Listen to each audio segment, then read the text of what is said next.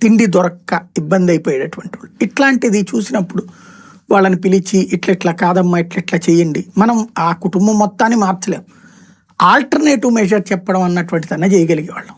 అట్లాగే అంటే ఇది వాస్తవంగా ఈ హాస్టల్ కాదు, నేను చేసినటువంటి కాన్వెంట్లు అనమాట, ప్రైవేట్ స్కూల్స్ అవి.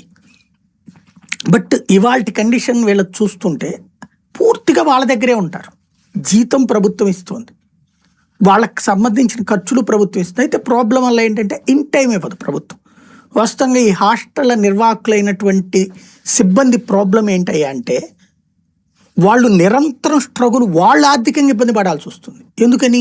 టైంకి తిండికి సంబంధించిన ఎవరు, కాస్మెటిక్స్కి సంబంధించిన ఎవరు, ఆ చలికి కప్పుకోవడానికి రగ్గులు ఎవరు, ఆ పెట్టెలు ఎవరు, ఇట్లాంటివి ఇయ్యరు. వీళ్ళు ఇక్కడ సఫర్ అవుతా ఉంటే వాళ్ళు ఏం చేయాలో అర్థం కాదు. అప్పు చేసి ఒకవేళ తెచ్చి ఇచ్చారనుకోండి ఎవడేమన్నాడని అడుగుతారు వీళ్ళు.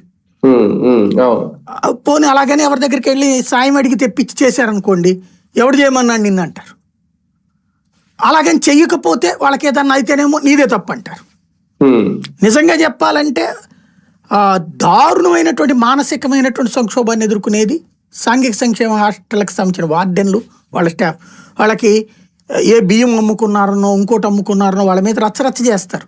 నిజంగా చెప్పాలంటే వాళ్ళు అమ్ముకున్నా కూడా వాళ్ళు అప్పులు తీరు, అంత సంక్షోభం పడుతుంటారు. వీళ్ళ కడుపు కొట్టేసి వాళ్ళు ఏదో బతికేయాలనుకోరు. అంత పెద్ద మిగిలిపోయేది కూడా కోట్లు మిగిలి తెచ్చేది కూడా ఏముండదు అందులో. సమస్యలు ఏంటంటే ఎవరో సాయం చేస్తూ ఉంటారు, బియ్యం అట్లాంటిది, అది లేట్గా అయితే గబక్కన కావాలంటే ఇచ్చేవాళ్ళు. వాళ్ళు వాళ్ళకి వీళ్ళు బియ్యం పంపించారనుకోండి రిటర్న్, వీళ్ళ బియ్యం వచ్చాక అదుగుదుగుదుగా అమ్మేసుకుంటున్నారని ప్రచారం చేస్తారు.